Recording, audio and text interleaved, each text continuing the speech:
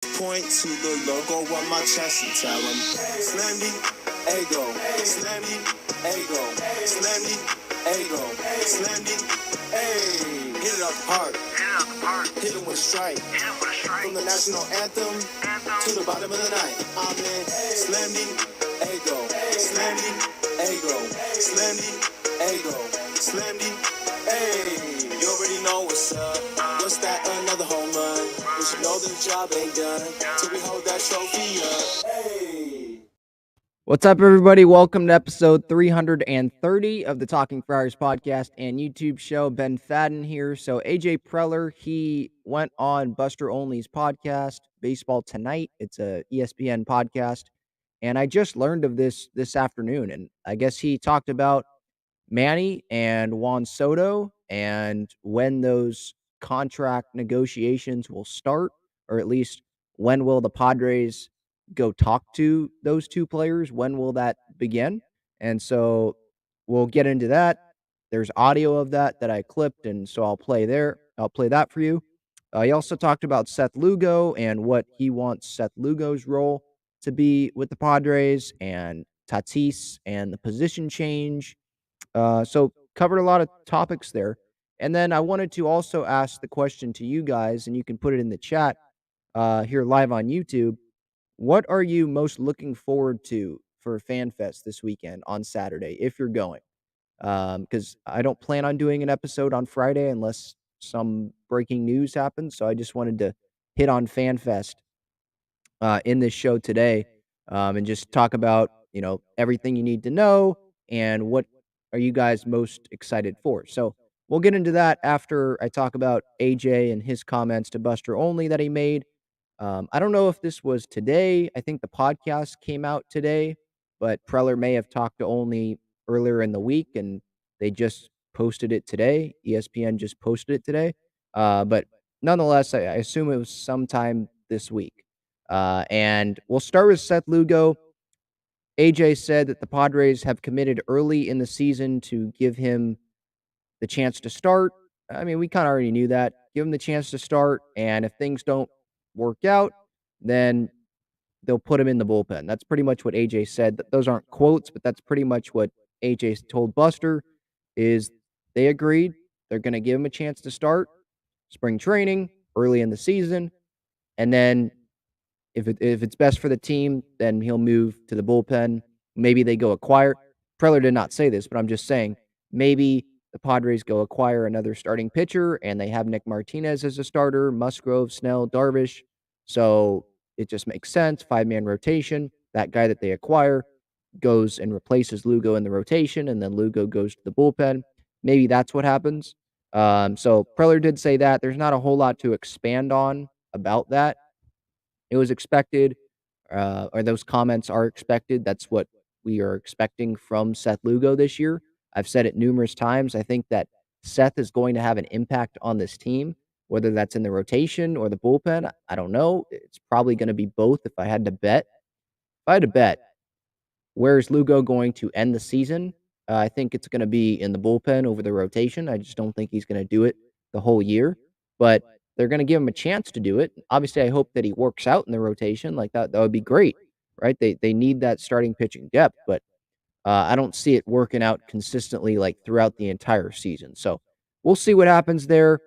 Lugo's going to be pitching for Puerto Rico, I believe, in the World Baseball Classic. So we're probably going to see limited time of him in spring training in a Padres uniform, starting games, but we'll see.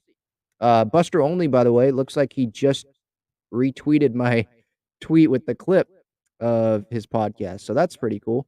Buster has a huge following, so that's cool. All right, let's get to Manny. So I have the audio. I did clip that. I think John and Jim used that earlier today on their show. So obviously, Buster asked Preller about the Manny contract. When are those negotiations going to start? Same thing with Soto, and we'll get to Soto here in a second. So let's start with the Manny. So AJ Preller told Buster Olney the Padres will have conversations with Manny Machado in the next couple weeks or months on a new contract. So here is that audio. Again, this is from the Baseball Tonight podcast with Buster Olney.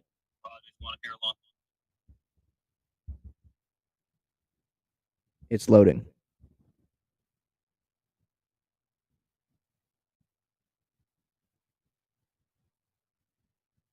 It's a lot of the media focus with your team this year is going to be on contract situations. Manny Machado has an opt-out, as you know, at the end of this season. First off, have you kicked off those conversations at all, opened those conversations at all, and how do you plan on handling that during the course of the year? Yeah, I mean, I think with Manny, again, we've had, again, I think the conversation has been mainly that, we'll look at this here in the next couple weeks and months going into the season. And Manny knows what we think about him. It's been a huge part of obviously what we've done here. His signing, 4 years ago, kind of spearheading the team, getting back into the playoffs a couple of times here in the last few years.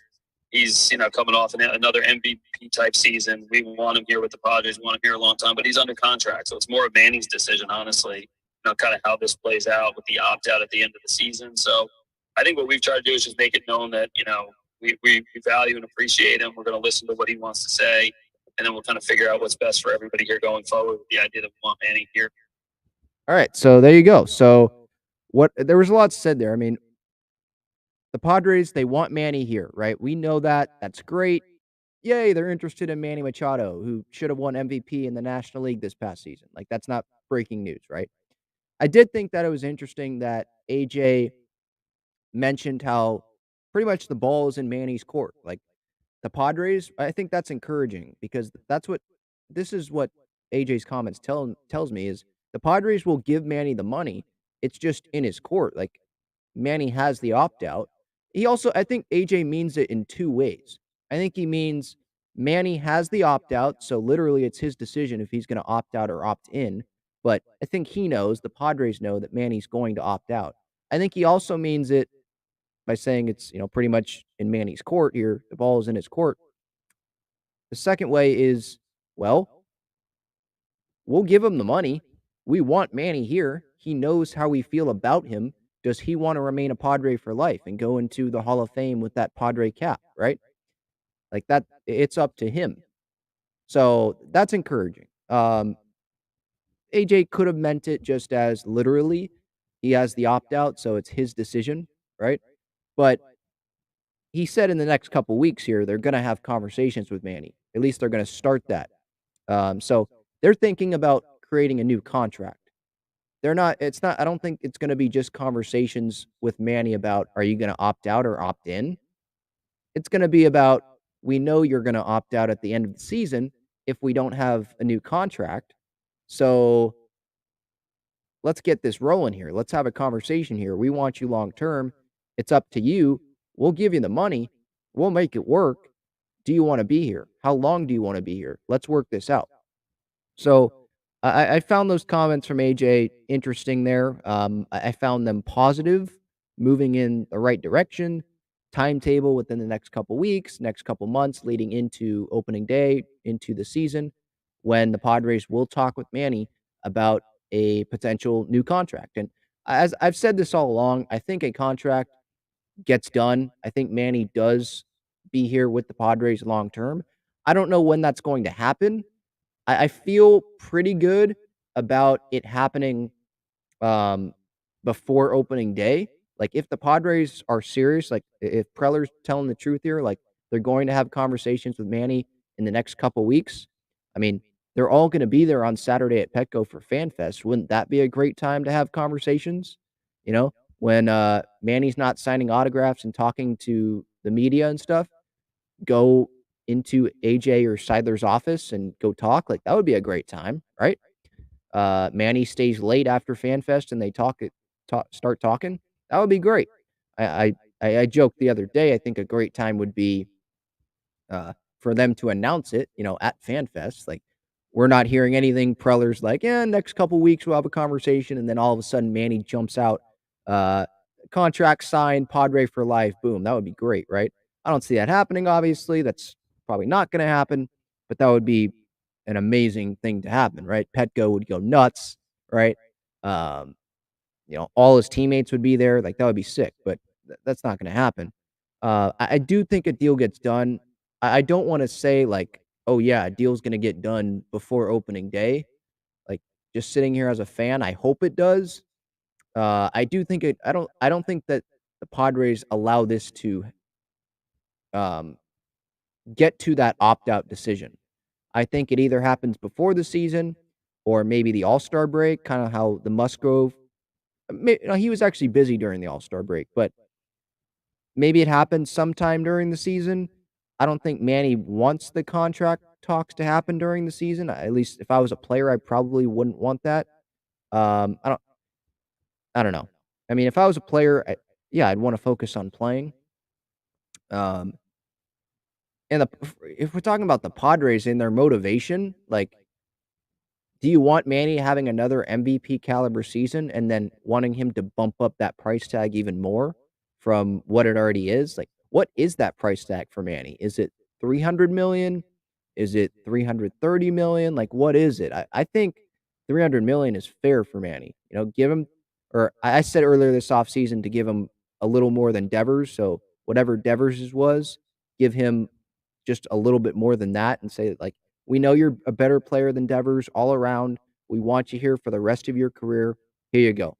What was Devers? 331, something like that. I think it was 331. So give him like 332 over 12, 13 years. He's already said in the past that he wants to play till he's 42 or 43 like Nelson Cruz, right? So maybe he's open to not just like a 10-year deal. I think that's being thrown around a lot because he's age 30, get it through age 40. But if he wants to play till he's age 42, 43, I think the Padres should be willing to do that. I don't think you should keep 1 or 2 years off the contract and make that be the reason why you don't extend him, right? So, ultimately, I think an extension does get done with Manny. Um, Padres, like you heard in that audio, they're making it known. They've made it known to Manny that they want him there, how valued he is in that Padres organization and being one of the pillars, right? The main building blocks when he signed in 2019. The team looks a lot different now, but they were building around Manny then, and they're continuing to build around Manny now, right? With all the talent that they have. Manny's the best player on the team, I think, right now. Yeah, Tatis, he's younger, and Soto has a lot of talent. Tatis has a lot of talent, and Bogarts is a really good player. But coming off of last year, I think you got to say Manny's the best player on the team, and they're building around him. So I think those were positive comments from Juan Soto. Now getting to, or those are positive comments about Manny. Sorry, I said Soto because I'm moving into Soto. So getting to Juan Soto, AJ told Buster Olney on his podcast today, the Padres will see in the next couple weeks what Juan Soto's appetite is to stay long-term in San Diego. Preller does not think that a contract extension is something that will be discussed during the season, which I understand. Here's the audio from Preller, and I'll discuss more on the other side. Pretty clear with Scott. And when you acquired Juan Soto, you knew the numbers that had been out there in his contract talks with the Nationals. He's represented by Scott Boras, who typically takes his players into free agency. Where do you stand on those conversations with Juan? Yeah, I think with Juan, what we've talked about, again, when we made the deal knowing we had 3 years with Juan, 2.5 years, 3 pennant races. That's a lot of baseball. It's a lot of time.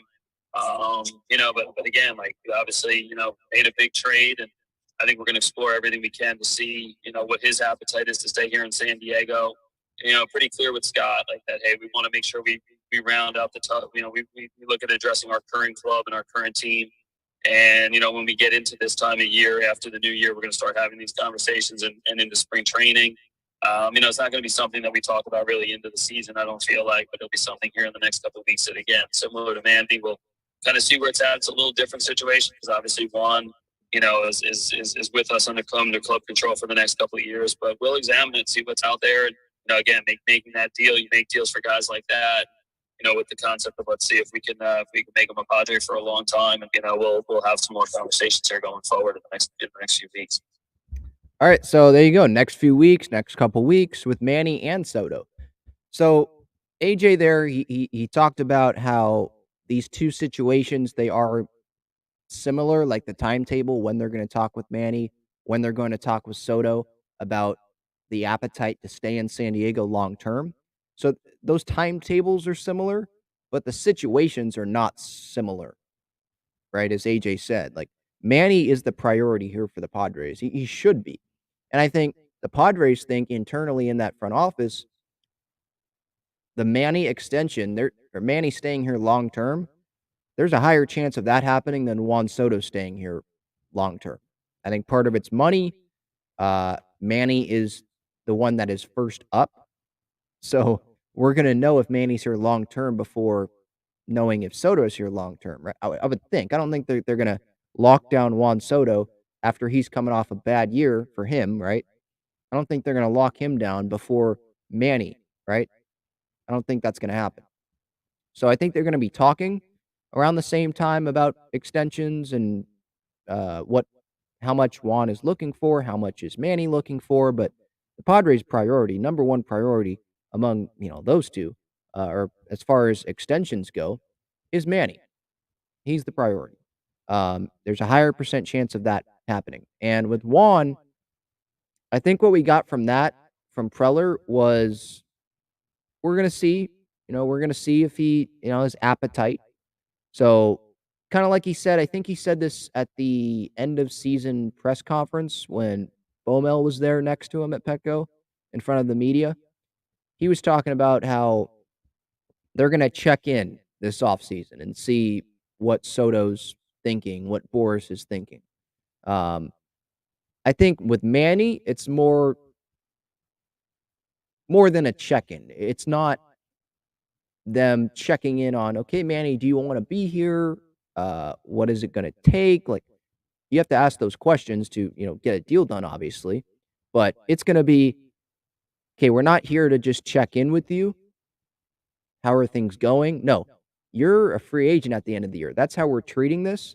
So we want you here long term. We're going to work out a new contract. Let's go sit down here in a room, meet for a few hours, and let's get some significant discussions going. Let's make some significant progress on these extension discussions.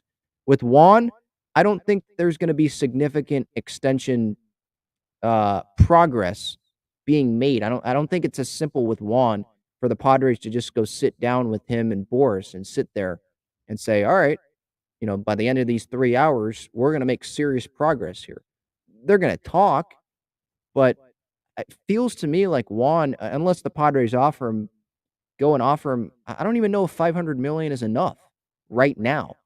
Maybe Juan would let's say the Padres offer Soto $500 million. Maybe he says, all right, if you keep that on the table, I will seriously consider that next off season or something. Maybe he does that after coming off, seeing what he does in 2023, right? And seeing what Ohtani gets. And then after Ohtani signs with someone in free agency, if the Padres still have that offer on the table, then Soto might make a decision. If Ohtani got less than 500, then Soto might be good with 500. Or if the Padres went and won a World Series in 2023, maybe he, obviously likes the direction the Padres are in and likes what has been happening with the Padres, NLCS, World Series. Okay, I want to be here long term. And if Manny is locked up at the end of 2023, at the end of the season, he's like, all right, well, I know Bogarts is here long term. I know Tatis is here long term. I know Manny's here long term. I know Musgrove is here for the rest of his prime, and Suarez, right? I know these guys are going to be here long term. So that makes me more comfortable signing a long term deal here. Maybe that's so. I see more progress happening, the next couple weeks or the next couple months, let's say, with Manny. Maybe even an extension gets done. I see that happening. More progress on that end than with Soto. It feels like Boris really wants Soto to go to free agency because of how much interest there would be in Juan Soto, obviously, right? I mean, just look how many teams would be interested, right? With Ohtani, we're already hearing about the Mariners, the Giants, the Padres, the Dodgers, the Yankees, probably, right? I already said the Mets, I believe. Like, there's 5 big teams right there for Ohtani. And there's probably more interested teams, but maybe they just can't afford Ohtani, right? or they don't want to take that risk. Oh, how long is Ohtani going to be pitching? I don't know. Maybe he pitches and hits for only 5 more years and we pay 10 years for this guy and we're paying him $50 million a year to only be a DH or only pitch and not hit. I would think it would be hitting the whole time and not pitching for some years if that's what he decides to do. So there's question marks with Ohtani, where with Soto, there might be more interest in him because you know what you're going to get. This guy's one of the greatest hitters we've ever seen. He can play every day in the field, and he's probably only going to get better in the field. He's not, I mean, that's not a high bar. He's not that great defensively in the field. I think he was pleasantly surprising on defense in some areas with his range last year when he was with the Padres. But he's not the strongest defender, obviously. So we'll see. I mean, what teams would jump in on Soto if he did hit free agency, which I think, obviously, like I said, is what Boris wants. The Mets would be in on him. I think it depends on who gets Ohtani. If the Dodgers get Ohtani, then they're probably not getting Soto. The Giants would definitely be interested, right? They were going to give Correa $350 million. You don't think that they're willing to give Soto much more than that? Yeah, they are. Soto's I don't think he has a messed up ankle, right? That the doctor that the Giants checked with was so concerned about, right? And that same doctor was still concerned about it when the Mets checked with him, right? If the Mets don't get Ohtani, then they're really going to go for Soto. Obviously, if Soto is a free agent, I don't know how much more money the Phillies have, but I guess you got to throw them in there a little bit. If the Dodgers don't get Ohtani, they're going to be interested, obviously. The Yankees, they brought back Judge. They'd probably throw their hat in the ring, but I wouldn't see him going to the Yankees. What about the Red Sox? They just gave $90 million to Yoshida. That seems like an overpay, but they didn't give a long extension to Betts. They wanted to get under the luxury tax, which it's Boston, you know.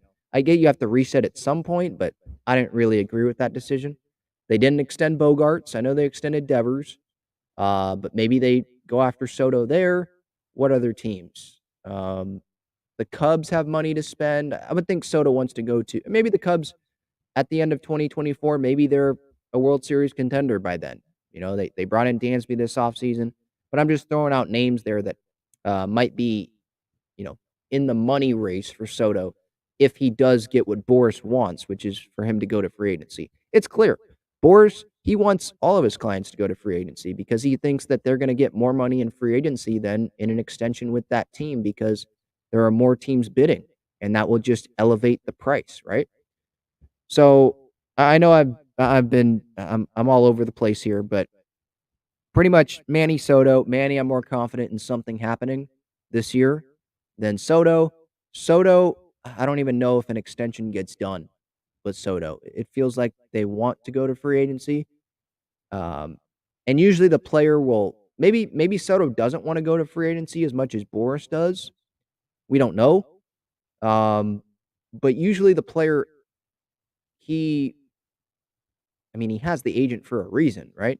So usually I would think that player will listen to the agent, will listen to Boris and say, even if Soto wants to be in San Diego, maybe he's like, all right, I'll listen. I'll go to free agency. Maybe I can get a little more money out of the Padres because there's more bidders. We'll see. I don't. I'm leaning towards Soto going to free agency at this point. Manny, I think, will not be a free agent. I think the Padres they just lock it down. They don't even. That's not even going to happen. I don't even think they let it get to that opt out decision. So, all right, I'll get to the chat here in a bit. There are also some. I don't even think there's other note. There is one other note about Tatis, which I'll get to. But first, this episode is sponsored by Gaglione Bros Famous Cheesesteaks and Garlic Fries. Their main location is on Friars Road, and you can visit gaglionebros.com for their menu and contact information. You can also enjoy their cheesesteaks and fries at Petco Park and inside Snapdragon Stadium.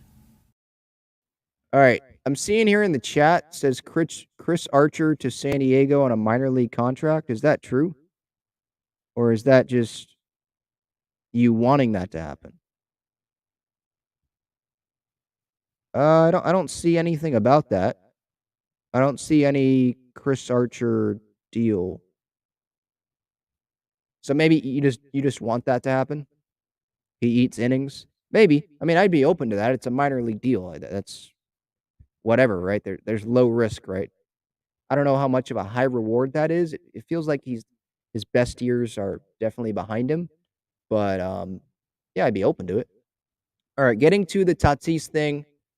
So Buster, he obviously asked AJ about Tatis and the position, and Preller pretty much said the same thing that he said at the Bogarts presser. At least that's what I remember him saying.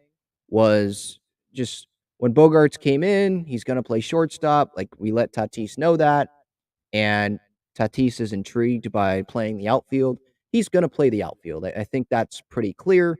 Not a surprise. He's going to play the outfield. I think it's going to be right field. Preller did not commit to a position for Tatis. He didn't say left. He didn't say center. Didn't say right. I would think it fits best for him to play right. And then Grisham plays center. We know he's very familiar with that. 2 Gold Gloves there, above average in center field. And have Soto go play left field. He's the worst defending outfielder in the outfield for the Padres, probably among those 3 guys, even though Tatis is just getting back to playing consistently in the outfield because he didn't play last year. And 2021, he played there, but it wasn't the whole season. So this is the first season that he's going to be playing there full time. Soto, I still think, is the worst of those 3, Grisham, Tatis, and him. So giving him less room out there, which is left field, I think that will help. Tatis, you can still utilize his range in right field. I think that will be good. So I think right field is where Tatis will play. But Preller pretty much saying the same thing. Bogarts is going to be the shortstop. Tatis pretty much saying he's going to play the outfield.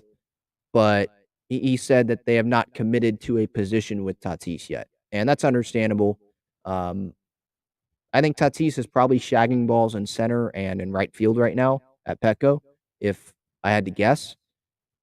Just probably he's probably shagging a lot of balls in center just because he likes to run and just to stay in shape, right? But I think he ends up in right field.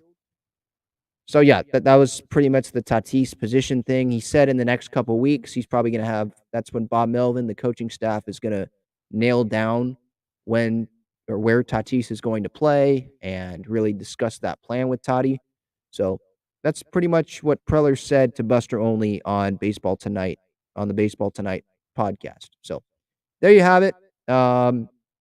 We'll get to FanFest, but I just want to get through some comments here about what I've said about Manny, about Soto, maybe Seth Lugo, Tatis, the position. Let's get to it. Roland D. Pomey says, dude, you really triggered Dodger fans. Yeah, well, that's easy to do. Yeah, that's easy to do.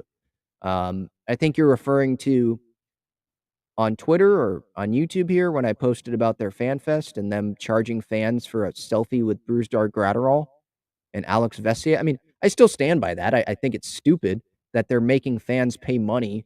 I understand Dodger fans, oh my gosh, they think they're dunking on me when they say, oh, well, they're giving it all to charity. They think they're like saying they're dunking on me and being like, you're against charity? No, I'm not against charity. I love that they're doing that.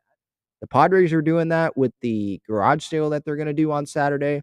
I think that's the no-brainer thing. If you're going to charge money for fans on FanFest Day, you give it to your charity. Like, that makes sense. But I think that they should make, like, any merchandise sales that are that day, give that to charity. But to charge people for autographs and pictures, to make a parent pay $25 or $250 to go meet a player, how about you have those parents use that to buy tickets to the game tickets to a game during the season when there's an actual game going on, you know? Like some parents, they probably can only afford, some families probably can only afford a couple games, a few games, 1 game a year if they have a big family, right? So, or if they just don't have the time to invest that much time in going to the ballpark all the time because they're working multiple jobs or something, right? So to charge money at FanFest, I just don't get that. I think you're taking advantage of the fans because the parents will be looking at it as this is the only way I'm going to get my kid to be able to meet his hero. So I have to pay for this. And I think that sucks. The Padres, they're doing it the right way, right? You can make money off of the event and go give it to charity, but do that for like sweatshirts that fans buy or jerseys or old helmets or old hats or game used jerseys and stuff, game used memorabilia. Do that for that. Don't do it for a selfie with Gavin Lux, you know? Like I made the comparison the other day. What if at FanFest, Tim Hill signing autographs or something? Because that's what the Dodgers are doing. Brusdar Graterol and Alex Vessier, you're charging money for that. Let's say they charge $25 for a Tim Hill autograph or a Tim Hill picture. Do you think a lot of fans are going to want to do that now? Probably not. But they like to meet Tim Hill still. They like Tim Hill, but they don't want to pay money for it, right? When you can just go in the season when they sign autographs before games for free, right? So, yeah, the Padres, they're doing it the right way. The Dodgers, I still stand by my thought on that. I don't think that they are. Trash Can 101 says Machado is staying in San Diego. You really think he's leaving? You are dumb if you think that, people. I'd care more about Soto. I'd give Machado 3 more years till he is 40, so 3 years, 90 mil. Like adding it on? 3 more years. Okay, yeah, I think he's saying because the current contract, I think, runs him till he's age 36, age 37, something like that. So adding 3 years on to the 5 for 150, add 3 for 90 on top of that. I think, I mean, maybe they do that, but I think he's looking for 10 years. Just rip up the old deal, those next 5 years, and just give him 10 years. So I think Trash Can 101 saying 8 years, so the 5 years, 150, and then 3 years on top of that. I think it's going to be like 10 years, at least 300. I feel like that's what Manny wants. He wants respect. Best third baseman in baseball. Should have won the MVP this past season. He's the best player on the Padres as of now, I think. He just wants probably the respect. He wants to be in San Diego, but he wants to play till he's 40 at least. So I think just giving him, the baseline 10 for 300, I think that's fair to start with. And then you can move towards more of a middle ground if Manny's asking for like 350 or something like that. But yeah, I agree with you, Machado. I think he is staying in San Diego.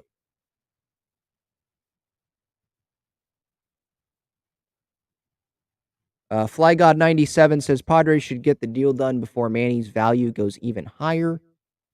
Yeah, I mean, I mentioned that earlier. I think if Manny goes out and has another great season like he had in 2022, he will probably have the right to ask for more than what he asked for now. I think that's fair to say. But I mean, Manny's going to get paid a lot of money regardless of the year that he has in 2023. And that's part of the reason why I think that Manny is willing to sign an extension now. Like, I think the Jim Harbaugh quote thing, right? That he said the other week, a couple weeks ago, maybe when he went back to Michigan. Don't out happy. Don't try to out happy, right? Like, Manny's happy here. He's on a World Series contender. Peter Seidler has shown, AJ Preller has shown that they're going to continue trying to improve this team, improve this team's odds of winning a World Series, right? Making it there, which is something that they haven't done since before I was born. They got close last year, but just didn't have enough pitching, I think. And the results show it. So I think this 2023 season, I think he'll ask for more if he has another great year and there's no extension done. Like, he has the right to do that, and he would earn that right. But I don't know how much of an effect this season does have on it. Like, my point is, I think he's going to get paid a lot of money regardless of the year that he has, because everyone knows how great of a player Manny is. It's just like 2022 season for Soto. Yeah, it was a down year, but everyone knows how great of a player Juan is, and I think everyone knows that's an off year. That's the first time he was traded. He was traded in the middle of the season, adjusting to a new ballpark, right? It's probably more hitters friendly at Nats Park than at Petco, right? So I think if Manny doesn't have as great of a year as he did in 2022, I don't think the Padres or the free agent market, let's say he hits free agency, I don't think that's going to be held against him too much, to be honest. Because it's a 1 year thing. Like, Manny's a great, great player. Sergio says, sign Soto, please, with the prayer emoji. Yeah, I mean, I'd love to sign Soto long term. I hope they do. Right? They gave up a ton for Soto. And I know that they did that with the realization that, yeah, he could be a free agent and we could not sign him long term, but it would suck to have given up Gore, Abrams, Susanna, Hassel, James Wood, give up all that to not have Soto long term here. That would suck. Because multiple of those guys that I just named are going to be impact players for the Washington Nationals. It's going to happen. All those guys aren't going to be busts. It's good. I'd be surprised if less than 3 of those guys end up being real impact guys for the Nationals or another team if the Nationals flip them. So yeah, I think locking up Soto is. I mean, it's going to be a big subject around town, obviously, right? Manny first, but Soto after that, because Manny's the priority, I think. John, fair comment here, says all this talk is contingent on how much Seidler is willing to spend. I agree, but every action that Seidler has done, it has showed that he's willing to spend money. He's willing to spend a ton of money on Soto, willing to spend a ton of money on Manny. Like, that's what he said in public. And I guess it's your right to not believe him, or believe him. I choose to believe him because he went out and spent $280 million on Bogarts this offseason and was willing to spend over $400 million on Judge and was willing to spend $340+ million on Trey Turner. Those guys went elsewhere, but he's willing to spend a bunch of money on guys, knowing that Manny and Soto, those contracts are expiring, in the future, in these next couple years. So he's willing to spend a bunch of money, boatload of money. So I think Seidler's willing to spend whatever it takes to keep Manny and Soto. Does Soto want to be here long term? I mean, that's the big question. I think Manny does, and that's why I'm confident that an extension will get done. But with Soto, does he want to be here long term? Hopefully the media asks him that at FanFest. Do you want to be here long term with the Padres? He'll probably say yes, just so it doesn't create controversy. What is he going to say? No, I don't want to be here. He'll say yes, I love the direction of the franchise. They're trying to win. We'll probably have discussions this offseason. That's probably what he would say, but I hope the question's at least asked from someone, by someone in the media this Saturday. I believe Tatis is talking to the media. I think Marty Caswell said this yesterday on San Diego Sports 760. I think she said like 9 a.m., 9:15, something like that. So we'll get some quotes about Tatis then. And then Manny and Soto, I assume, are later in the day. I think Grisham's going to be there, which I don't think his name was on Padres.com for FanFest, but I guess he's going to be there. I saw that mentioned, so there's going to be a lot of guys there. Hassan Kim will be there, I believe.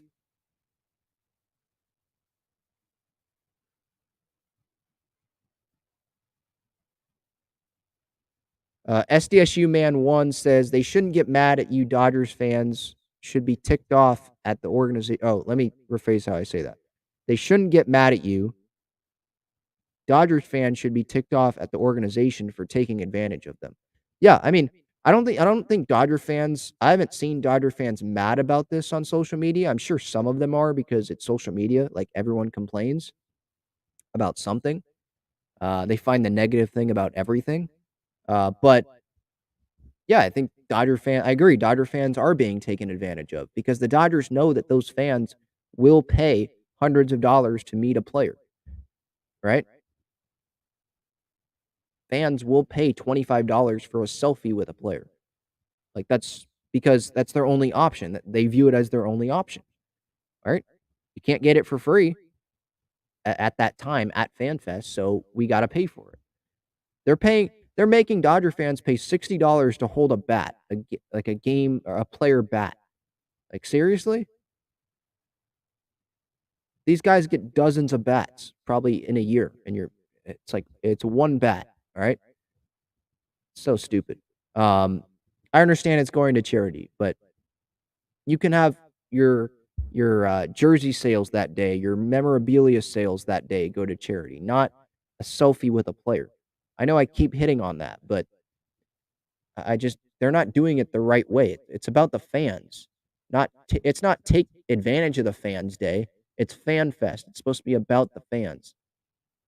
This is the day for them to come in free, experience the ballpark, right? Want them to come here and buy tickets during the season, get more attached to the team.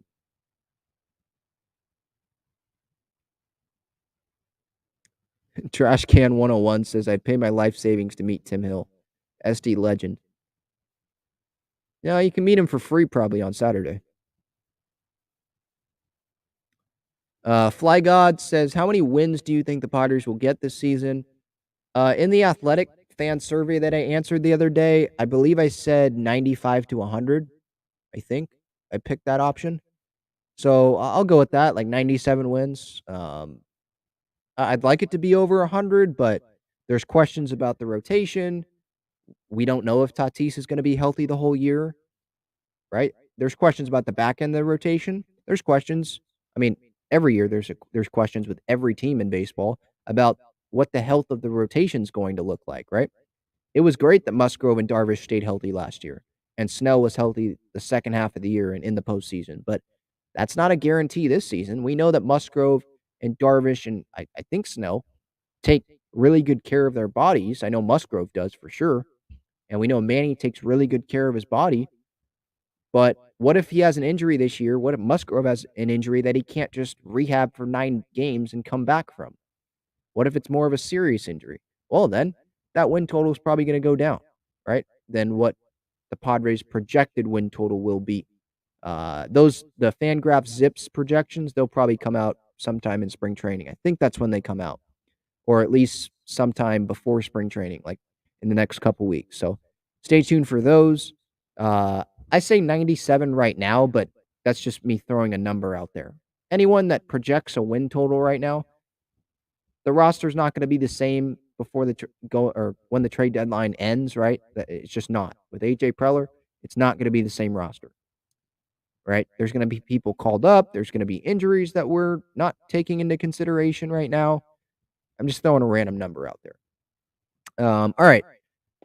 My question to you here in the chat, live here on YouTube, and if you're listening to the podcast, you can at me on Twitter or Instagram at Talking Friars with your answer to this. If you're on replay in YouTube, just in the comments, you can give me your answer. What are you most excited about for FanFest on Saturday if you're going? There's 150,000 tickets claimed by fans. They capped it at that. They're still selling season tickets. There were a couple people that I saw today that actually got season tickets, the 20 game package. So those are still being sold through FanFest on Saturday, and then they're stopping it. Then there's going to be a wait list, and I assume the Padres will release information about that at some point.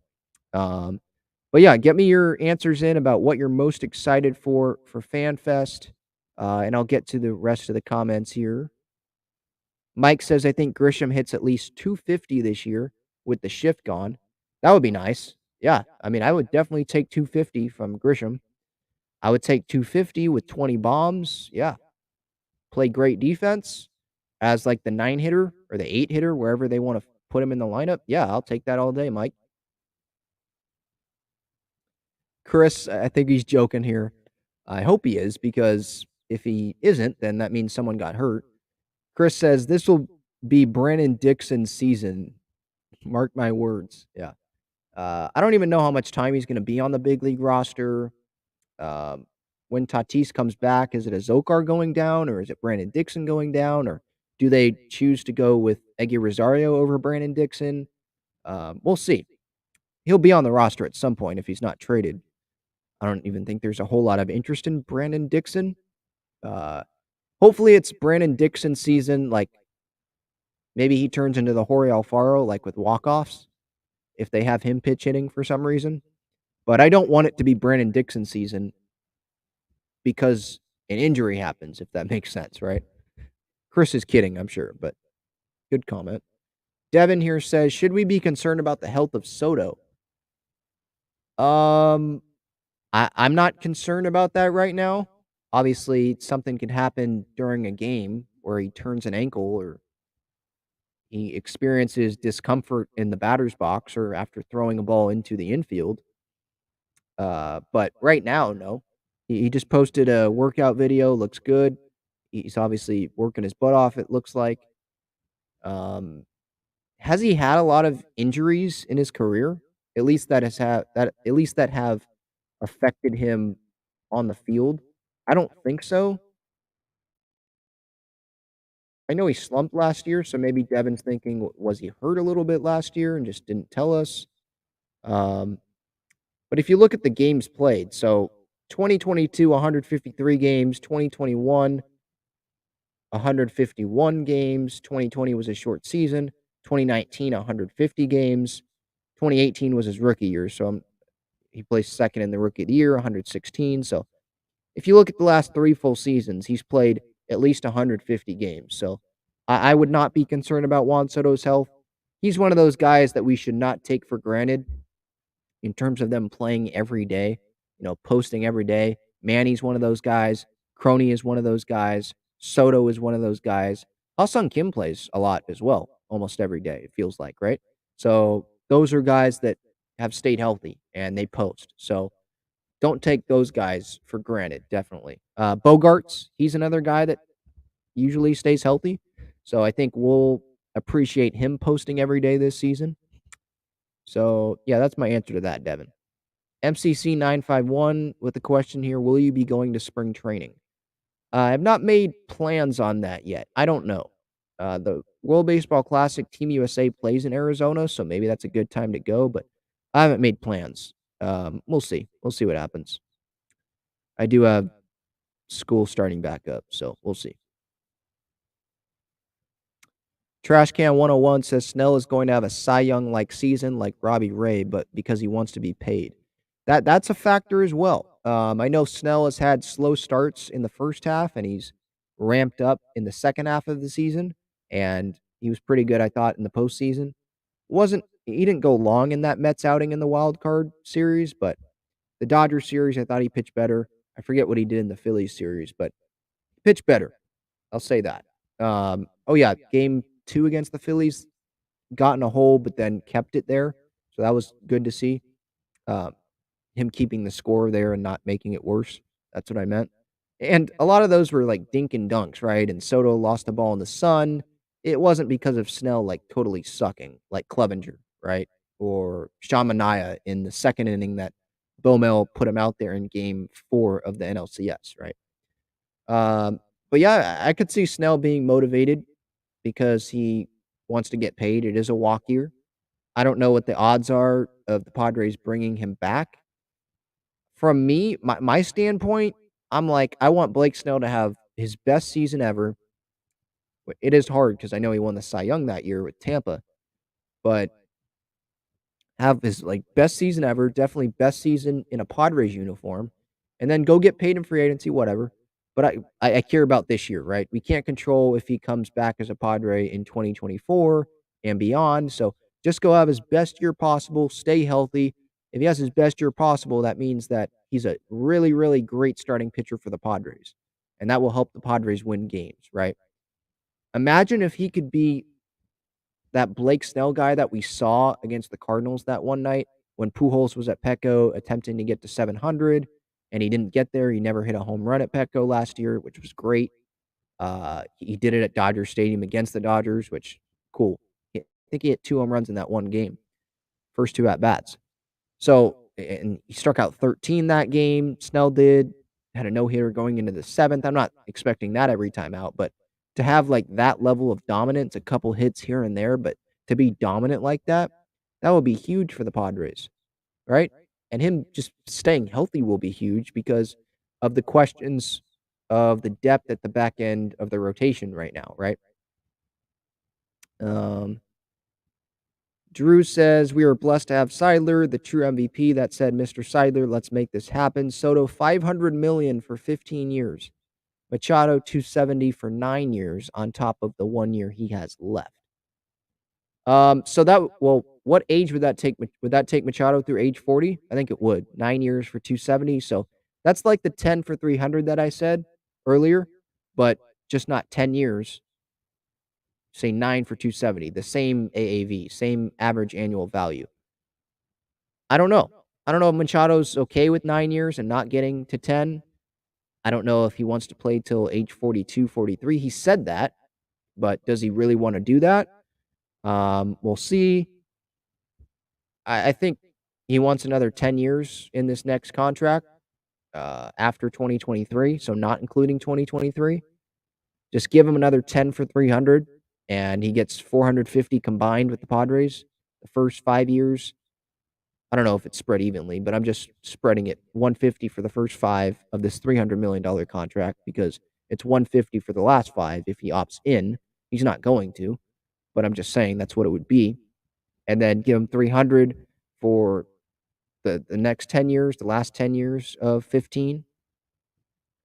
I think that's a good place to start. I was about to say Blaze. Good place to start. And then Soto, $500 million for 15. I don't know if that gets it done right now because I think Soto and Boers, they want to see what Ohtani gets and then ask for more than that when their free agency comes around or in their next extension talks with the Padres, their next meeting after Ohtani signs. I would be surprised if Soto signs an extension before Ohtani signs in free agency next offseason. Because I think they're going to try to get that price tag up as high as they can. And what if Ohtani gets higher than what people think he's going to get? Then that will allow Boras to say, well, look what Ohtani got. Soto's younger. Give him more than what you expect to offer him. Maybe they use Ohtani as leverage. I would think that they do, but we'll see. We'll see. I'm optimistic that a Manny extension will get done at some point in 2023. Okay, get into my question here about FanFest. What are you most excited for about FanFest? Devin says, very excited in general. Everything, I guess. Yeah. Amen. I don't know what my plans are, but I'm going to get there early.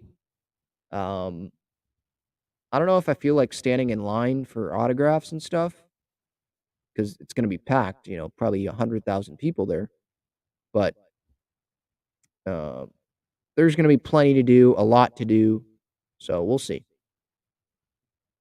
I'm planning on being there all day. So if you run into me, definitely say hi. Love talking Padres with you guys. Trashcan 101 says he's looking forward to seeing Tim Hill. Jonathan asks, who else is going to FanFest this Saturday? A lot of people. Devin with the question, do you have any breakout players this season? On the Padres, I have not thought about that. So just giving an answer just off the top of my head, I hope that Trent Grisham breaks out or maybe just has a bounce back year. I'll say that. I hope Soto has a Juan Soto great year. I hope that Nick Martinez breaks out, if that makes sense, like him working as a starting pitcher. I hope that happens. I hope Drew Pomerantz stays healthy. I hope Campusano breaks out. There's a guy. I hope Campusano breaks out if he gets consistent playing time at some point this year because I want to see something out of him. I want to see what this guy can be as the starting catcher if he gets that chance. So, yeah, that would be my answers to that.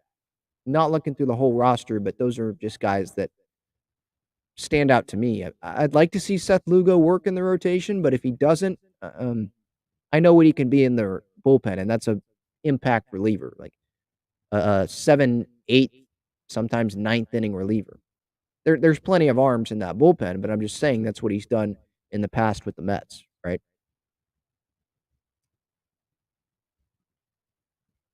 SDSU Man 1 says, all hail Seidler, an owner truly committed to winning a championship and will do whatever it takes to put a championship caliber team on the field, something we never had as Chargers fans. Yep, totally agree.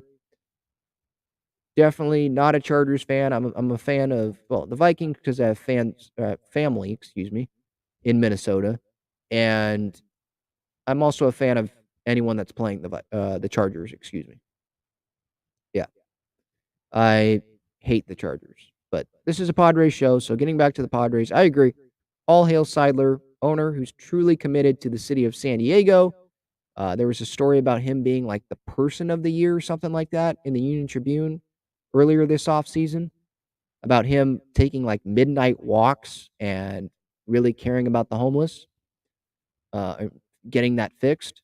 So yeah, he's just a great human being overall, is what it seems like.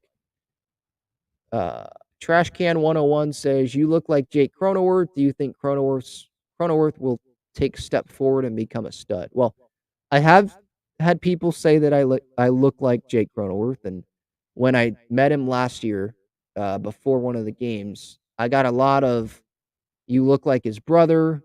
I got, when Will was here, I got a lot of that too. Like, I look like Will Myers. When I had longer hair, there were some people saying that I looked like Paddock and was Paddock's brother. There was someone at a game that I was at, Paddock start against the Mets 2019, where he like owned Pete Alonso, struck out like 12 guys. He beat Jacob deGrom in that start. The real Padres fans know about this. This was when Paddock was like pitching really well. Rookie year, beginning of it. I think it was in April, maybe May. I think April. And there was a fan sitting behind me in right field that had like, he tapped me on the shoulder, I think, and said, "Are you Chris Paddock's brother?" I'm like, I wish at that time. He's in Minnesota. I wish him well in Minnesota. I didn't like the comment that he made about the Padres uniforms, but I mean, you can't. I guess people have their opinions. How can you not like the brown and gold uniforms?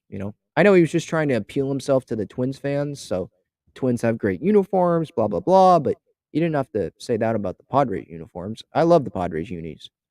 And about Jake, do you think Cronenworth will take a step forward and become a stud? I think he already is a stud. So do you mean by a step forward like him being a MVP candidate? I don't think he'll be that, because there's just so many great players in the National League, and the guys that will get the MVP consideration on the Padres are the guys hitting in front of him in the lineup. Manny, Soto, Tatis, Bogart's probably before Cronenworth. Like, those are just bigger names. So they're going to get more consideration, I think, than Jake Cronenworth. Do you mean by taking a step forward and become a stud, like being a top 10 first baseman in baseball? He wasn't that, according to MLB Network earlier this offseason. Maybe. I could see that, yeah, because I don't think a lot of people considered Jake as a first baseman going into this season. But he is going to, at least as of now, he's going to be the first baseman, the starting first baseman, with Kim at second, Bogey at short, Manny at third. So I think he will take a step forward, like defensively at first base, if that makes sense. I think he'll have better numbers than last year. I think at some point last year, he had the worst batting average at home in Major League Baseball, like among anyone. Like, he was good on the road, but he like sucked at home batting average wise. With guys in front of him, I think he's going to get a lot of pitchers walking those guys, not giving them good pitches to hit, and going after Jake. And so I think that will work to Jake's benefit. So yeah, I do think I'm predicting that his numbers will be better this year, if that makes sense. Mike with the question, who do you think will lead the team in home runs and RBIs this year? Manny would be the obvious choice, with Soto and Tatis hitting in front of him. Who is second? Yeah, so Soto is not a big home run hitter. I don't think he's hit 30 home runs once in his career. 2019, the year the Nationals won the World Series. He hit 34 home runs that year, but 2021, 29 home runs, 2022, 27. I do think he's going to have a better year, but I don't think he's a guarantee to even hit 30 home runs this year. I think it's not a bold prediction to make that prediction that he will, but it's not a guarantee. I think Manny, yes, that's the obvious choice. 2, I would say probably Tatis over Soto. I mean, Tatis, he was playing with one arm 2021. He admitted that and hit 42 home runs. I know he's not going to play automatically 162 games. He's going to play 140, like at the most, right? And they're going to give him some off days, but this is the first year in a while that he's been fully healthy playing Major League Baseball, or at least that he's going to be, at least as of now. So, I could see him hitting over 30 home runs and hitting more home runs than Soto, even if it's not in 150 games, because it's not going to be. Let's say it's 130 games. Well, he played like 130 games in 2021, and he hit 40 plus home runs, led the National League in home runs. So, yeah, I would say Manny, Tatis, Soto, and then Bogarts among those 4 players. Ben, are you going to any spring training games? I don't know yet. I have not decided, or at least my family has not decided. Trash Can 101, do you think Profar is coming back to San Diego? I do not, because I think he'll get some team's going to pay him, right? Some team will give him a bigger contract than what the Padres would give him, which are they willing to go over the luxury tax, or going over? They've already went over the luxury tax, but are they willing to go over that 273 threshold number for Profar? I don't know.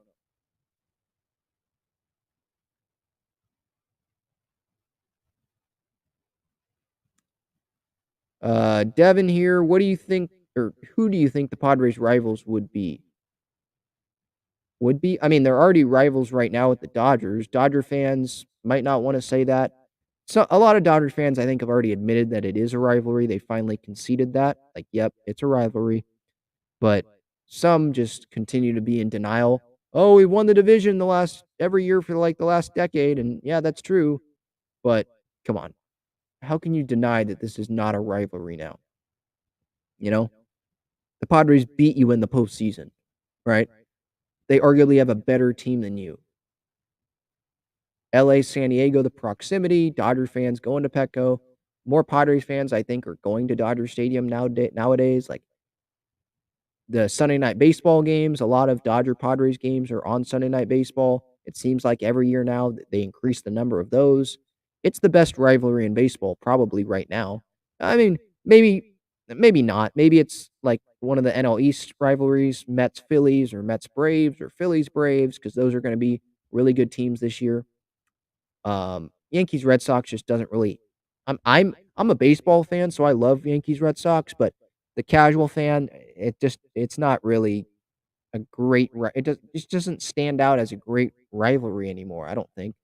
Like the Yankees are doing their thing, like they're filling up their side of the bargain, right? They're holding up their end, but the Red Sox, it doesn't seem like there's as much interest in that side of going all in, winning a World Series. Like when they were both going all in, that's a real rivalry, right? But there's just not as juice to that, I don't think, anymore. Maybe it's because the players on both teams, it doesn't seem like they hate each other as much as they did back, when I was really young. I think Padres Dodgers is the rivalry where, yeah, the Padres players, they don't like the Dodgers. Like Manny does not like the Dodgers. And Dodgers players, they probably don't like the Padres anymore. Like they were fine with them when they were smacking them around, but they don't like them anymore. I wouldn't think. Freddie Freeman, I mean, did you see his comments? I think he's admitted to that, right? I mean, he was talking about the other day, talking to the media about how the Dodgers they're the kings of the NL West. The division is ours until we lose it, right? I think that's something he said something to that effect. And he's right, but it's like, come on. Do you realize that you just lost when it matters the most to a division rival? You can say, okay, the regular season division is yours, but the Padres, they're right there. It's not far and away, oh, the Dodgers division it's theirs. No. The Padres are right there with you. And then other rivals, I mean, the Mets, that seems like it's building based off of last year's wild card series. Phillies, maybe, but there wasn't like hate there between the Padres and the Phillies. So we'll see. Where the Mets fans probably don't like Musgrove because they still think he cheated. They're like Brian Kenny and think that he cheated, even there's no concrete evidence that he cheated. They're still going to say that. They were chanting that during the game in Game 3.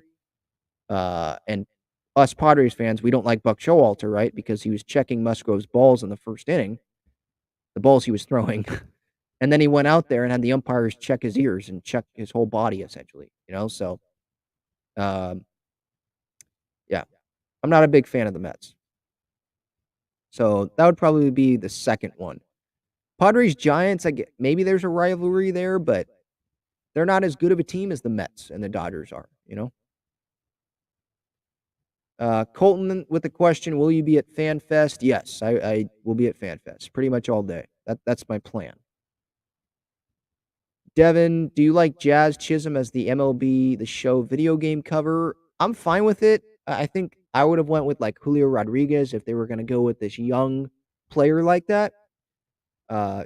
Just going with the Miami Marlin, I don't think that's the best choice, but I'm fine with it. I mean, baseball fans that are playing this video game, MLB The Show, they know who Jazz Chisholm is.